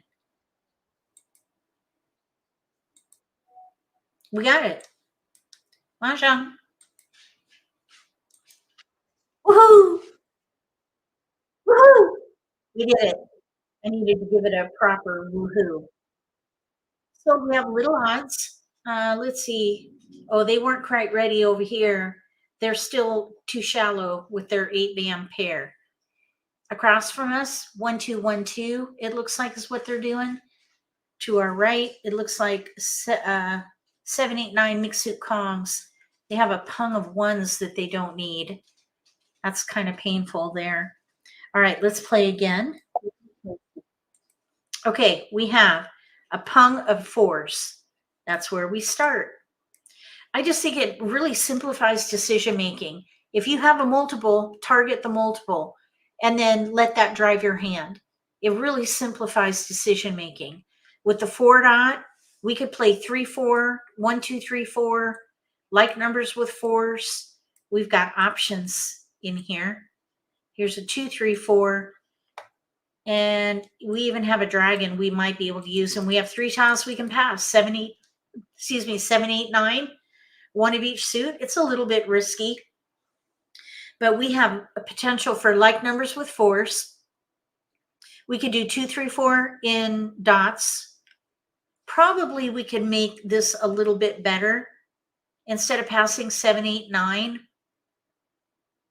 maybe what we could do is keep the 7 and pass the 1, because really that 1 crack is doing us no good at all with a 4-dot pung. We can't use a 1 crack without a 2 or a 3. So let's pass. There's a 4. Now we have a 2, 3, 4 in there. Here's a 7, 8. That's a little bit risky there. We have like numbers with 4s, 2 pairs of 4s. Let's see here. With 2 pairs of 4s, we really don't need this 2 dot. We could do 3, 4, 3, 4. Maybe this 2 bam could even go, or we could do like numbers with 4s and dragons. So I probably would let one of the 2s go and just go with risk. We have a couple of hands in here with no gaps. Okay, now there's a 2 bam pair. Not really helpful though. Let's see. I would break it up. We have like numbers with 4s or 3, 4, 3, 4. Without any other dragons, that dragon is not going to be helpful. I think I'd let the dragon go. Okay, now we have a 5, 3, 4, 5 of some kind, and we have 3 tiles we can pass. So we don't have to drag on the analysis. We'll pass. Okay, now there's a 5 and a 4. We have a 1 and a 2. We need 1 tile to pass. We have like numbers with 4s, probably the strongest option. If we did 3, 4, 3, 4, we'd have to throw away a pair of 4s. So I'd probably pass 1 of each suit and let the 3 dot go. And then I would let the 5s go and the 3 bam and play like numbers with 4s. Even though we're really shallow with the flower, we can use jokers. Let's see here. 3, 4, 5. 3, 4. We do have some potential here for a pair hand. 3, 4 pair hand, but we have a gap, no 3 crack. I don't think we need the 5 either way, and we're really too early for joker bait because joker bait doesn't really work until the middle game, which is 60 tiles remaining. We're in the Charleston. So let's keep the potential for the pair hand and let the 5 go. Okay, so no keepers. We did get the dragon back, and we have 3 tiles we can pass. So let's just let the 5 go. Oh, we got like numbers with 1s. I would recommend not passing like that. So let's see. We could do 3, 4 pair hand, but we have a gap, no 3 crack. I would probably want to pass fully and let the 3s go. Just let them go because we have a gap, no 3 crack. Instead, I'd rather play like numbers where we have 2 potential hands with no gaps. 3 tiles. So let's do 1, let's say 1, 3 bam north. Oh, look, we got joker bait now. So sometimes joker bait will develop right at the end of the Charleston or maybe in the begin game. You can keep it. We've got 3 discards with joker bait and an option because we have 1 of 2 hands we could play under like numbers. I'd say we're a contender for this one. 2 discards with joker bait and an option. I would say probably this will go away though. Without the other dragons, we can't really do much. So we really don't need to do anything until one of the 4s go down. The 4 dot is the only one we can call. So now this is the second flower out, which is, we don't want that really. Okay, let's throw that 3. We can keep that dragon for a little bit. If we get a dragon, one of the other dragons, we might be able to use that green dragon. Oh, 2s. We don't need 2s.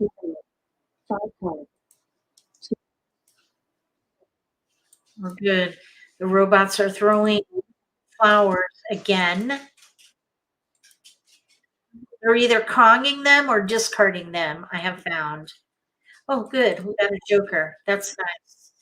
Okay, here we go. So we got a joker. We do have some potential in here for the like number hand with dragons. We need the dragons though. We need a white dragon and a red dragon. We don't need that.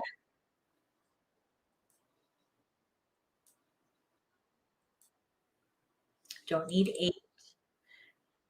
Oh, hold on.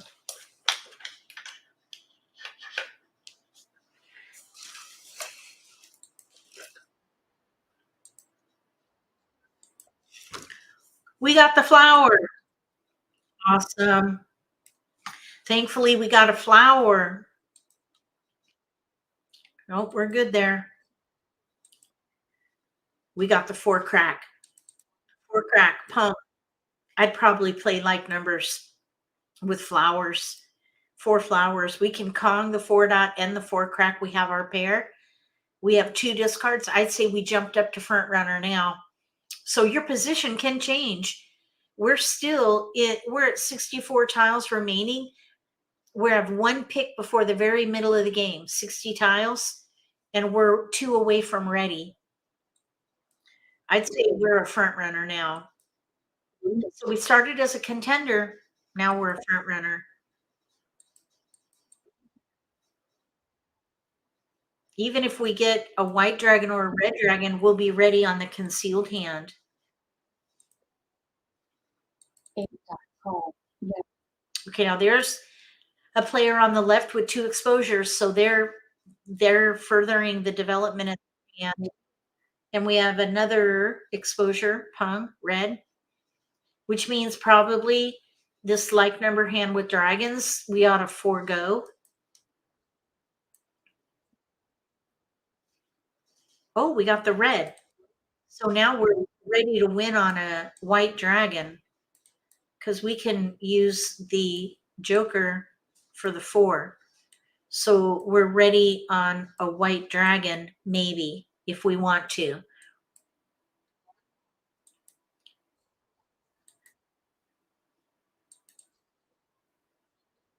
Let's just see what happens.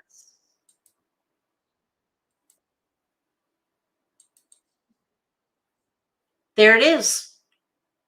Like numbers with 4s, single dragons corresponding. Mahjong. We got it. Like numbers. Like numbers with 4s. Nice. We are way ahead of these robots on this one. To the right, they're playing the knitted 369. They have 2 discards with joker bait. Across from us, 3, 4, 5, 6, 2 discards. To the left, 7, 8, 7, 8, 3 discards. So we were way ahead. Okay, now let's see what we got. We have 2 pair, south with a flower. What? That's not a flower. That is a 1 bam. I would focus on probably 1, 2, 3, or little odds probably. 1, 2, 3, 4, or little odds 1, 3, 5. So I would hold 1, 2, 3, 4. That means we have only 2 discards really, and I would not pass a pair. So something would have to go. So let's see. We could do 1, 2, 3, 4, no gaps. We could do cracks or dots with the 3, 4. So I would probably let one of the 5s go. And it's arbitrary which one at this point. We could keep the 5s and just let one of the 4s go even. And that would still allow us to play a little odd hand. Let's say we get a 3 bam. We could do 1, 3, 5, 5. That would be the 6th hand down. Or we could do 1, 2, 3, 4 in bams, and then let's say dots. It's kind of arbitrary, really. Let's let the 4 crack go. Okay, so we have 2 bam, 5 crack. So now we have 5 crack pair, 1, 2, 3, 4 dot, no gaps. Or we could do 1, 3, 5, 5 gap hand. No 3 bam. Let's see here. I don't know if I would pass 2 wins. It's pretty risky to pass 2 wins. Let's see here. 1, 2, 3, 4, 5. 5 dot. Let's let the 5 dot go. Oh, and there's the 5 dot. Oh boy. Okay, that's all right. Just keep it going. No regrets. We have 1, 2, 3, 4, 4, 5. I was kind of seeing if we could maybe get that 3 in here. And then here's the other thing I was thinking. We could do 1, 2, 3, bam, 4 dot, 5 crack. Let the 1 bam go. Really, this 4 crack is not helpful. We could maybe do 1, 2, 3, 4, 5. Single pair, pung, kong, kong. 4th hand down. Let's see here. The other thing we could do 1, 2, 3, 4 in dots. I would not pass a flower. We have a 5 crack pung. I think we should continue to leverage the 5. You know what we could do though is play 2, 3, bam, 4, 5. 2, 3, 4, 5 pung kong. But 1, 2, 3, 4, 5, that uses 3 multiples as opposed to 2, 3, 4, 5 only using 2. So I think we should let the 4 crack go and play single pair pung, kong, kong. Okay, so now let's just see how this goes. Feels wrong to break up a pair, doesn't it?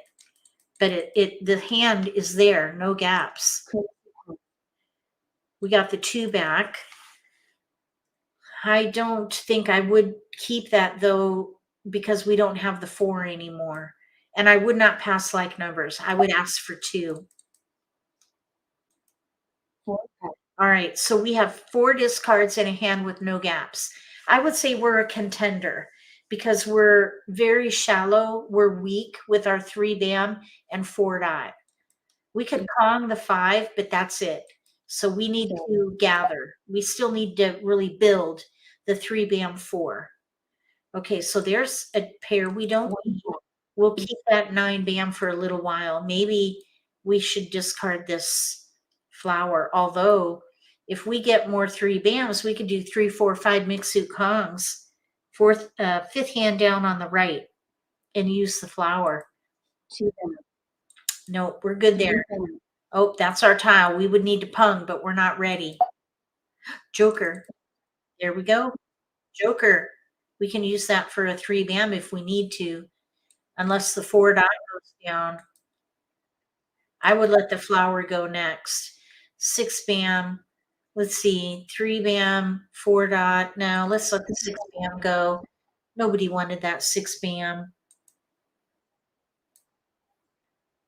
We're good there. Nope. Good there. Don't need a 2. Okay, we need a 4 dot and a 5 crack. Kong. 3 bam pung. We still need a good pick to get it set. Oh, we don't need red dragon. No, we're good there. Oh, Joker exchange. Nice. Okay, so we're gonna ignore. Ignore. We got it. All right.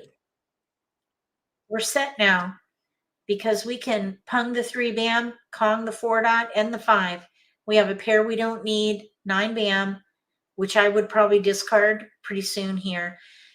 We have a kong of flowers across from us with a pung of 5. So they're playing either 1, 3, 3, 5, 1, 3, 5, 5, 3rd hand from the bottom on the left, or 3, 4, 5, 5, 2nd hand from the bottom under consecutive run. So they're playing either 1, 3, 5, 5 odds, or 2nd hand from the bottom under consecutive run. They may have our 5 crack. Okay, let's just keep going. Joker exchange. Thank you. Nice. That might help us with the 5 crack because I think the player across from us may have our 5 crack. So we're okay.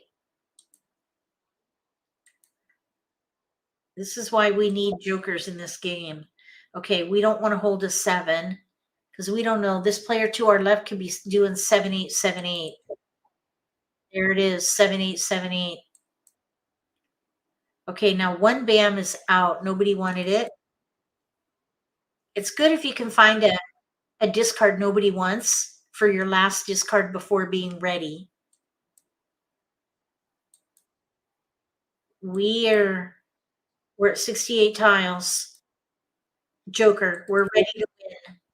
Ready to win on a 3 bam, 4 dot, or a 5 crack. I call that a triple weight. We have a really good chance of winning, but the player on our left, they need an 8 crack. There's one out. They're going to need a joker, but they could be ready for all we know. But we're ready on 1 of 3 tiles. And only 64 tiles remaining. That was a very quick build. There it is. Mahjong. Oh, there. I almost clicked ignore.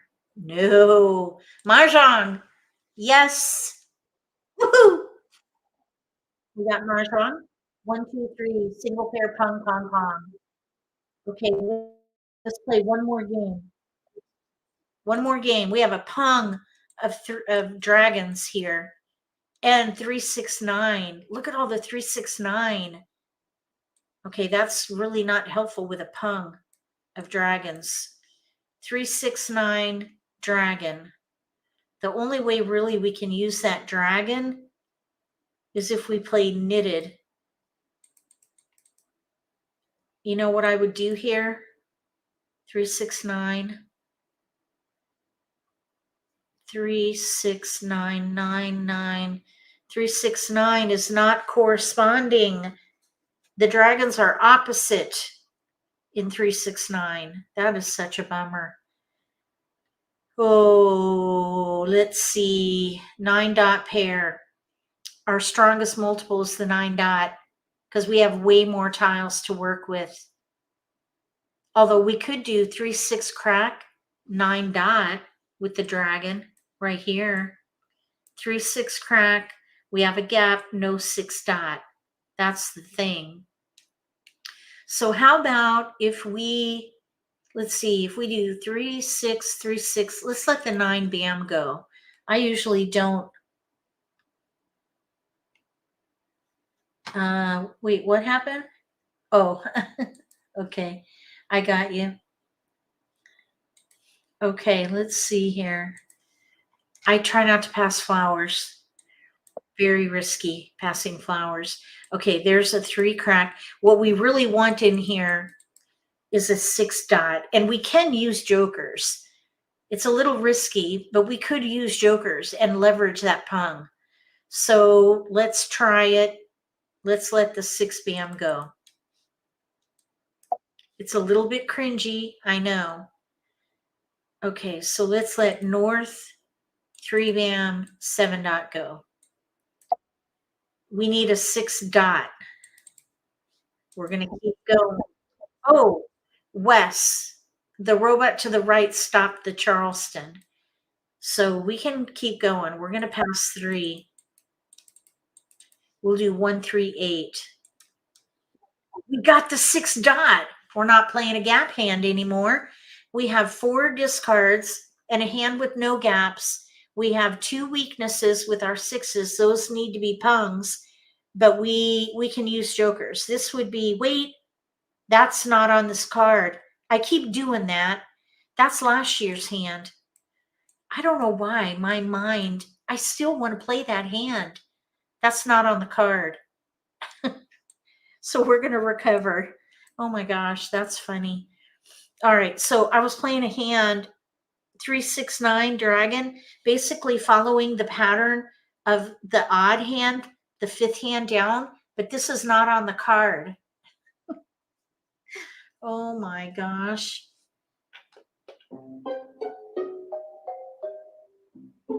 Just look the other way. Okay, here we go. We're going to ignore. Oh my gosh. Well, at least we didn't act on it. So we're going to do some kind of a 3-6-9 hand, I guess. Maybe we can try for something knitted. If we get a 9 crack or a 3 dot, we can still leverage that dragon for the second hand from the bottom. I almost messed this one up. Oh, that would have been embarrassing. Okay, now here's something else we could do. We could do the fourth hand down, 3-6-9 in dots. So we are playing a gap hand there. Oh dear. This is an oh dear here. I would say we're an underdog because we don't know what we're playing yet. Oh, there's a red dragon. Oh my gosh. Okay. All right, dragons. So let's see here. We have 2 3s, 3 6s, and a 9. 3-6-9 dragon. We need pairs 3-6-9. That's going to be super risky. Let's see here. Pung of flower or pung of dragon, 2 pungs of dragons. Let's see. I'm trying to think if we can make this work. We could try to make it work with 3-6-9. Okay, let's let the 3 bam go. All right, so we're going to demonstrate how to recover from a mistake. Maybe we could switch to a year hand. Here's a 2. We could maybe switch to a year hand or 3-6-9 knitted if we get a 3 dot. Let's see here. We could also maybe do 3-6-9 dragon if we get a 3 dot. So let's let the 6 crack go. Okay, we don't really need that. If we switch to a year hand, we could do 2023 and bams or cracks. Okay, so let's let the 3 crack go. Nope. Nope. Oh yeah, we need a pair there. Okay, now here's a joker. 8 dot can go.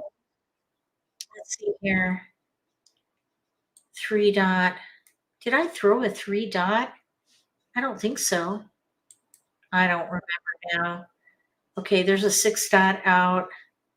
Ignore. 4 crack. We definitely don't need that. Okay. Oh my goodness. No, we don't need that. I think I was thinking 3-6-9 knitted, second hand from the bottom under 3-6-9. Or if we can get a white dragon, switch to a year. Oh, here's a joker exchange opportunity. If we can get a turn. Okay, there we go. Let's take a joker. Okay, now I think what I would do here is go for, let's see, 3-6-9 knitted, I guess. 3 dot, 6 bam, 9 dot, green dragon. There's a 1 3 dot out. We still might be able to do a year hand. There are 2 white dragons out. We definitely don't need the 1 at all.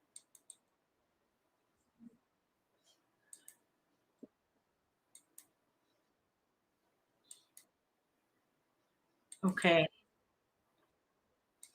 I can't believe I did that. Oh no. Okay. There's a 2 crack. Okay, now there's only 1 more white dragon. Oh, shoot.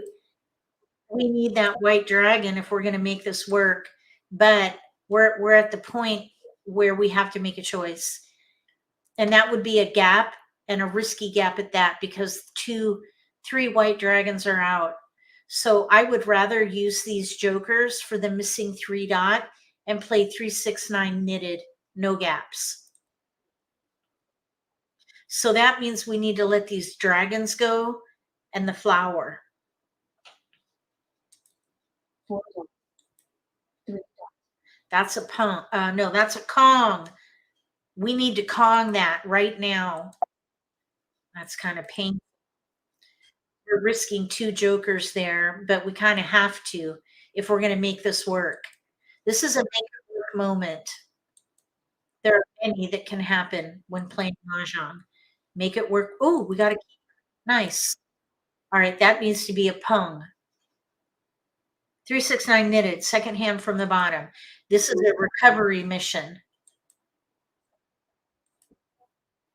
Okay, we're at 48 tiles remaining. We're still in the middle game by 2 picks. So we're going to let the dragon go. Okay, so somebody got a joker. We'll let the dragon go. Dragons are risky to hold on to. Okay, now we need a keeper for the 9 dot. Okay, that is a pung for us. Pung. 5 dot. Are any 5 dots out? Yeah, I see 1, 2, 4 crack. How many 4 cracks? I don't see any 4 cracks out. 1. I see 1. Let's let that go first. Oh, somebody got it. But look how far we came from a recovery mission. I think we did good on this one. We got 1 away. We just needed 1 good pick for the 9 dot. So that was a good effort on a recovery mission. That's going to do it for this live stream. I hope that you enjoyed the presentation on overwhelm minimizers. And if you're new to the game and you feel just overwhelmed learning it, watch the beginning of this video where I give you some solutions that can help you as you learn the game with the T zone and the V zone. Don't get stuck there though. Make sure you add the panels as you gain confidence playing the game, because you really want to play the whole card. If you have any questions, let me know. I'd be more than happy to help. Thank you for watching my videos. Thank you for sharing about my channel. Channel members, thank you for joining to help support MAHJLIFE. And moderators, thanks again for helping monitor chat today. Does anybody have any questions? Otherwise, I'll sign off and we'll be back in an hour for another session, Nitty-Gritty Prime Time, where we're going to talk about game theory mindset. It's more advanced, so if you're a beginner, you might want to forego the next session. But if you're up for it, join us. If you're an intermediate player or an advanced player, come on back. You're going to want to be here for that next session. We'll begin at 4. Thank you, Deborah. Thank you so much, everybody. We'll see you again in about an hour. And no other questions? All right. If you like this video, give me a thumbs up. If you haven't subscribed to my channel, consider subscribing. Click the little gray bell if you do. That way you'll get notification for when I post new videos and you won't miss an opportunity to learn a new strategy or pick up on an insight that could give you an advantage at the table. Between now and the next video, may all your picks be keepers.